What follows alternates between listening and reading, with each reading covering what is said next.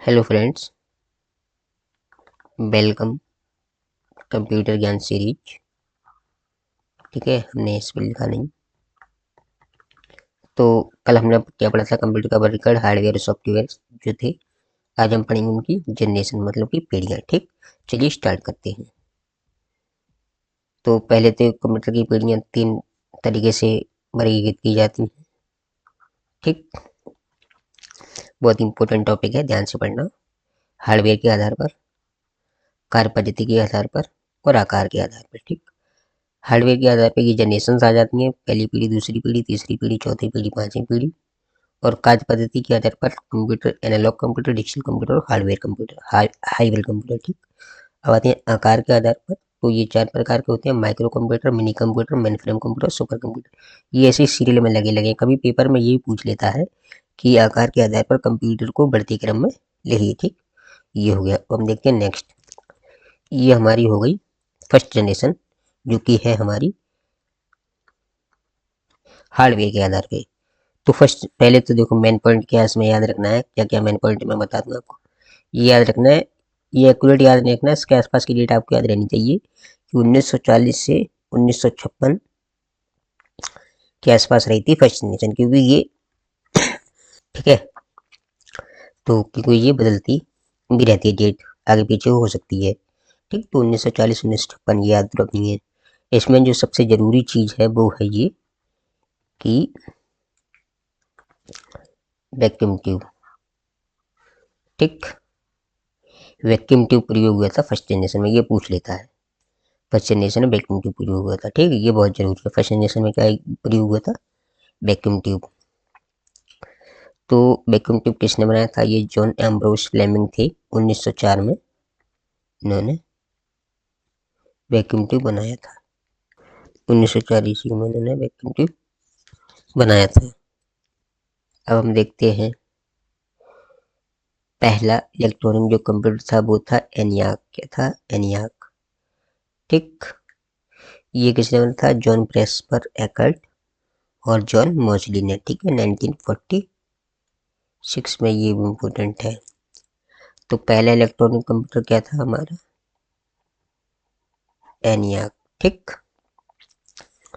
इसमें क्या क्या यूज हुआ था? मैग्नेटिक ड्रम मेमोरी के तौर पर यहाँ पे मैग्नेटिक ड्रम यूज हुआ था। और स्पीड इसकी क्या थी? मिली सेकेंड स्पीड थी इसमें। ठीक, तो ये याद रखो बात है क्या है कि 1940 से 1956 के आसपास था। और मुख्य तकनीकी इसमें वैक्यूम ट्यूब थी। ठीक, जो कि जॉन एम्ब्रोस फ्लेमिंग ने बनाई थी 1904 ईस्वी में। ठीक, एकर्ट ने देखिए कुछ इम्पोर्टेंट कंप्यूटर बनाए थे, जैसे कि एनियाक, यूनिवेक, मार्क वन, ये थे। ठीक है, IBM 770 इसी में बना था। ठीक, मशीनी भाषा का उपयोग होता था इसमें। और इस समय बहुत ही बड़ी बड़ी मशीनें लगती थी, पूरे एक एक रूम में बनती थी। ठीक है, तो वो था। हम देखते हैं नेक्स्ट, हमारी सेकंड जनरेशन। पहली जनरेशन सी थी 1940 से 1956, दूसरी 1956 से 1963। ठीक है, तो ये हो गई। अब हमारी उसमें क्या थी? फर्स्ट जनरेशन में तकनीकी थी हमारी वैक्यूम ट्यूब। ठीक, वैक्यूम ट्यूब। और इसमें है हमारी ट्रांजिस्टर। ठीक, सेकंड में। थर्ड में हमारा होगा IC। तो ये हो गया ट्रांजिस्टर। ट्रांजिस्टर कब बना था? 1947 में। विलियम शॉकले, जॉन बार्डिन, इनको नोबेल पुरस्कार भी मिल चुका है, जॉन बार्डिन को और वाल्टर ब्रेटन। ठीक, मैग्नेटिक टेप का प्रयोग होता है इसमें मेमोरी के तौर पर। और मैग्नेटिक और मेमोरी, दो चीजों का प्रयोग होता है। इसकी स्पीड क्या थी? मिली। इसकी क्या थी? माइक्रो। और इसकी थी मिली। इसको हम एक बार पूरा करेंगे। ठीक है, एक साथ पढ़ेंगे। उसमें मशीनी लैंग्वेज का प्रयोग होता है, इसमें असेंबली लैंग्वेज का प्रयोग हुआ था। कुछ इंपोर्टेंट कंप्यूटर ये बने थे। ठीक है, और ये जो कुछ चीज़ें बनी थी वो ये है इम्पोर्टेंट। उसका वैक्यूम ट्यूब जगह ट्रांजिस्टर ले ली, जिससे कि थोड़ी कंप्यूटर छोटे हुए, उनकी विश्वसनीयता बढ़ी। मतलब पहले के अपेक्षा ये थोड़े छोटे हुए और काम करने की इनकी कैपेसिटी भी वो बड़ी। ठीक, अब आते हैं थर्ड जनरेशन। थर्ड जनरेशन क्या है, 1964 से 1971। ठीक है, इसमें क्या था, मैंने बताया था आपको आईसी, इंटीग्रेटेड सर्किट। आईसी आपने देखा होगा, जैसे कि ये कुछ भी आईसी है, इस पे ये ऐसे ऐसे वायर कॉपर के लाइन जैसी बनी रहती है, उस पर हम कुछ कंपोनेंट लगे रहते हैं, तो वो होती है आईसी। ठीक है, ये कंप्यूटर इलेक्ट्रॉनिक वगैरह में बहुत प्रयोग होते हैं इनका। ठीक है, तो आईसी का प्रयोग किसने किया देखना, ये जो भी पॉइंट लिखे हुए हैं ना, आईसी किसने प्रयोग किया था, जैक केल्विन ने, ये पूछ लेता है। ठीक है, रॉबर्ट नोइस ये नहीं पढ़ना आपको, जरूर नहीं है, लेकिन आईसी में जैक केल्विन जरूर पढ़ना है। ऑपरेटिंग सिस्टम इसी समय आया था। ठीक, इसमें ऑपरेटिंग सिस्टम का प्रयोग था। नॉन, इसमें स्पीड क्या थी, नैनो सेकंड थी। इसमें कौन कौन सी लैंग्वेज का यूज हुआ था, इसमें हमारी हुआ था हाई लेवल लैंग्वेज यूज हुई थी इसमें, जो कि थी जैसे कि कोबोल। ठीक, कोबोल, फोर्टोन और बेसिक ये लैंग्वेज। और इसमें मुख्य कंपनी थी ये आईबीएम, इसने बनाया था हनीवेल। ठीक, ये हो गया। वाईसी के क्या कारण था कि तीसरी जनरेशन में सही से छोटे होने स्टार्ट हुई थी, गत्ते की विषमता तो बड़ी थी। ठीक है, एक साथ कई प्रोग्राम चलने की क्षमता भी हो गई थी, तो वाईसी से ये लाभ हो गया था, क्योंकि ये बहुत छोटे, मतलब पहली जनरेशन में बच्चा बहुत छोटे सिस्टम हो गए थे। अब पर थे चौथी जनरेशन कब स्टार्ट हुई थी, वो थी 1971 में, 1990 तक चली थी लगभग। ठीक है, इसमें वीएलएसआई और माइक्रो प्रोसेसर ये दो इम्पोर्टेंट हैं, ये याद रखना आप। तो पहली पीढ़ी में हुआ था आपका वैक्यूम ट्यूब, दूसरी पीढ़ी में हुआ था आपका ट्रांजिस्टर, ये याद रखना बहुत जरूरी है। ठीक, तीसरी पीढ़ी में हुआ था आईसी, चौथी पीढ़ी में हुआ था वीएलएसआई, पांचवी पीढ़ी में हुआ था यूएलएसआई। ठीक, इसमें क्या माइक्रो प्रोसेसर, एक इंटेल नाम माइक्रो प्रोसेसर था जो इंटेल ने बनाया था सबसे पहले, इसका नाम था 404 करके। ठीक है, टेड हॉफ और फेडरिको पैंगिन। तो पहला माइक्रो प्रोसेसर किसने बनाया था, इंटेल ने, जो बनाने वाले थे टेड हॉफ। ठीक, पर्सनल कंप्यूटर भी यहीं से स्टार्ट हुए थे।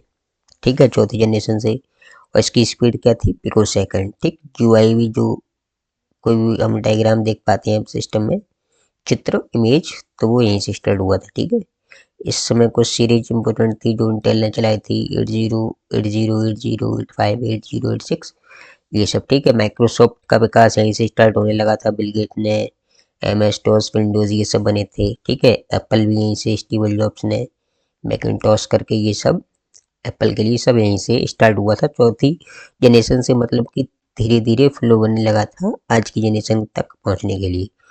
ठीक है, होम कंप्यूटर लैपटॉप का विकास यहीं से हुआ था, नेटवर्किंग इंटरनेट की शुरुआत, तो मतलब सही से विकास किया जाए अगर माना जाए तो ये फोर्थ जनरेशन में ही हुआ था। ठीक है, हम पढ़ते हैं फिफ्थ जनरेशन। यहाँ से आया था भूचाल, फिफ्थ जनरेशन 1990 से ये, और अभी तक चल रहा है। ठीक है, इसमें जैसे कि ये मैन है यूएलएसआई। ठीक, ULSI, quantum computing, NLP, artificial intelligence, यहीं से स्टार्ट हुआ है ये सब।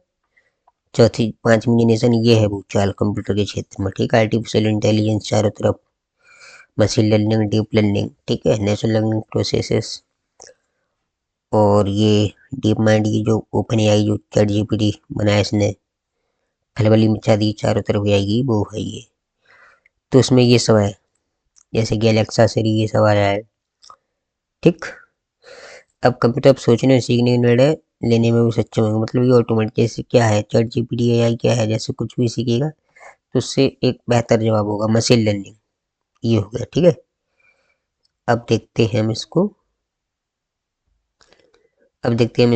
एक साथ पूरा एक पेज पे देख लेते हैं। देखिए पहली जनरेशन, ये आप स्क्रीनशॉट ले लेना इसका। पहली जनरेशन 1940 से 1956, 1956 से 1963, 1964 से 1971, 1971 से 1990 और 1990 से वर्तमान। इसका स्क्रीनशॉट लेना बहुत ही इंपॉर्टेंट बात है। लेकिन इसमें बड़ा आकार था, बिजली अलग लगती थी अधिक, इसमें छोटा आकार हुआ, थोड़ा बिजली कम लगी, इसमें और छोटा हुआ। इससे छोटा होने की संभावना बहुत ही कम हो गई, मतलब बहुत संभावना बहुत बढ़ गई और बहुत छोटे सिस्टम हो गए। इसमें आई वगैरह का यूज होने लगा। ठीक है, उदाहरण इसमें UNIVAC, ENIAC, UNIVAC, IBM 360, PDP-8 करके, ये Intel 404 microprocessor, IBM version AI system. ठीक है, अब ये देखिए इम्पोर्टेंट चीज ये है, BTI इसके तक है, BTI, VLSI और ULSI। ठीक, ये हो गया हमारा एक पेज में निदान इसका। अब हम आते हैं कार के आधार पर। तो कार के आधार पर कितने तरीके के थे? 3 तरीके के। एनालॉग कंप्यूटर, एनालॉग कंप्यूटर वे कंप्यूटर होते हैं जो सतत डेटा पर काम करते हैं, मतलब लगातार। ठीक, यानी कि भौतिक मात्राओं को जैसे कि वोल्टेज, तापमान, दबाव, गति, समय माप कर सीधे काम करते हैं। ठीक है, कार्य करने का तरीका 0 और 1 में नहीं बदलते हैं, बल्कि लगातार बदलती हुई तरंगें होती है के रूप में प्रोसेस करती हैं। 0 1 डिजिटल करता है, ये 0 1 नहीं करता है। इसके कुछ एग्जाम्पल देखिए, जैसे कि स्पीडोमीटर, ऑस्किलोस्कोप और एनालॉग वोल्टमीटर। ठीक, निरंतर बदलते डेटा पर काम करते हैं, ये 0 और 1 पे काम नहीं करते हैं। ठीक है, ये हो गया हमारा एनालॉग कंप्यूटर। अब आते हैं डिजिटल कंप्यूटर। डिजिटल कंप्यूटर क्या होता है? डिजिटल कंप्यूटर भी होते हैं जो डेटा को संख्या 0 1 में बदलकर प्रोसेस करते हैं। जैसे जहाँ पे करंट होगा वहां पर 1, जहाँ पे नहीं होगा वहां पे 0। ये डेटा को डिस्क्रीट मतलब अलग अलग करके प्रोसेस करते हैं। ठीक है, यानी हर सूचना को बिट्स में विभाजित करते हैं। ठीक है, जैसे laptop, mobile phone, calculator, ATM machine, ये हो गया। ठीक है, इसमें सटीक और भरोसेमंद डेटा होता है, स्टोरेज क्षमता अधिक होती है और ये सब होता है। ठीक, ये हो गया हमारे डिजिटल कंप्यूटर। अब हम पढ़ते हैं हाइब्रिड कंप्यूटर। तो हाइब्रिड कंप्यूटर क्या होता है? ये दोनों को साथ में मिला के हाइब्रिड, इसका नाम ही लग रहा है हाइब्रिड। तो इसमें क्या होता है? एनालॉग और डिजिटल दोनों की तकनीक होती है। जैसे कि एनालॉग डेटा को मापता है सेंसर सिग्नल्स के आदि मतलब थ्रू, और डिजिटल उस डेटा को बदल के परिणाम में देखा। जैसे हॉस्पिटल में ECG मशीन हो गई, फ्लाइट कंट्रोल सिस्टम हो गया, वेदर फोरकास्टिंग मशीन हो गई। जैसे पेट्रोल पंप पे सबसे बढ़िया चीज़ है ये एग्जाम्पल इसका, पेट्रोल पंप पे जो मशीन लगी देखने में वो हो गया। ठीक, तो अब हम पढ़ते हैं आकार के आधार पर। इसमें ज़्यादा कुछ था नहीं, इसलिए हमने इसको पूरे को एक ही स्लाइड पे बना लिया। तो आकार के आधार पे हमने 3 तरीके से पढ़े थे, micro computer, mini computer, main frame computer और सुपर कंप्यूटर। और ये ऐसे ही बढ़ते क्रम में है भी इसके। ठीक है, तो ये सबसे छोटा आकार होता है, ये मध्य होता है, ये बहुत बड़ा होता है, ये अत्यधिक बड़ा होता है। ठीक है, और इसकी गति कम होती है, इसी के हिसाब से इसकी गति होती है। लागत भी इसी के हिसाब से होती है जैसे क्रम है, और स्टोरेज की क्षमता भी इसी के हिसाब से होती है। ठीक है, जैसे इनका क्रम है। तो ये इनमें कुछ पूछा नहीं जाता है, इसमें ज़्यादातर कुछ पूछेगा तो वो इसे आपको सीरियल में लगवाएगा, माइक्रो, मिनी, मेन फ्रेम और सुपर कंप्यूटर। ठीक, अब कैसे एग्जांपल है, लैपटॉप PC हो गया, ये हमारा माइक्रो हो गया।